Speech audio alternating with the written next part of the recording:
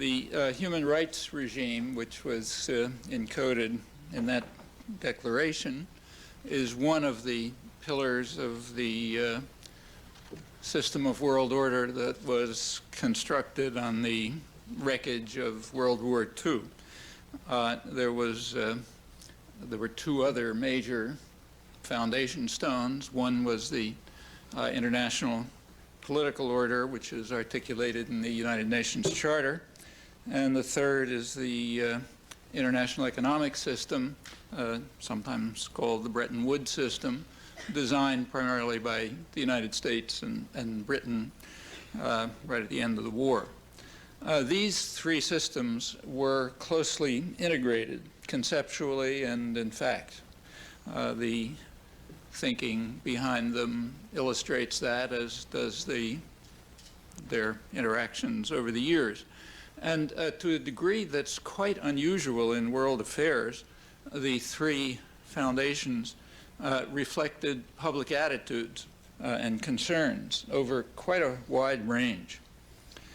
For that very reason, the principles that were articulated and to some extent instituted, those principles were quite distasteful to elite elements who were in namely those who were actually in a position to construct and shape and guide the actual world order. And they very quickly took steps to dismantle or at least attenuate the lofty principles. The conflicts over these matters constitutes a large part of modern history, post-Cold War history. That's not the usual framework of analysis for discussing it, but in my opinion, it ought to be. Well, large issues. There's a lot in print. There's many treatises yet to be written, even to be researched. I don't think the topics have been addressed with anything like enough seriousness. But I'll try to give some indication of why I think that's an appropriate and instructive way to view the contemporary world system, its origins, time of the Second World War, and maybe its likely future.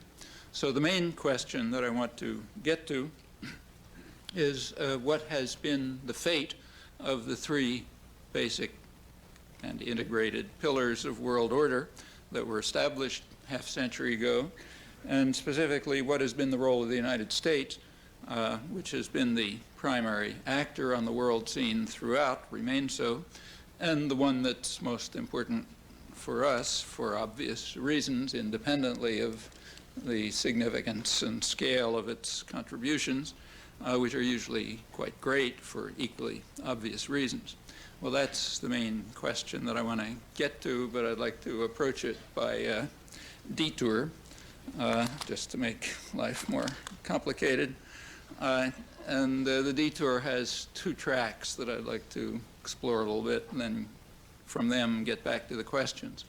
The first track is simply to remind everyone of what you already know. We have to bear in mind that the questions are not abstract, and they're not about some distant planet. So it's not like an academic topic for an academic seminar. We're dealing with questions of life and death, of suffering and pain and despair. The voices that are heard, not that one, the voices that are heard are those of the are those of the rich and the powerful, naturally. There are also those who have sought to be a voice for the voiceless. Their fate hasn't been too happy. Some were simply assassinated by our hands, or those working for us, a chapter of modern history that one doesn't read about too much.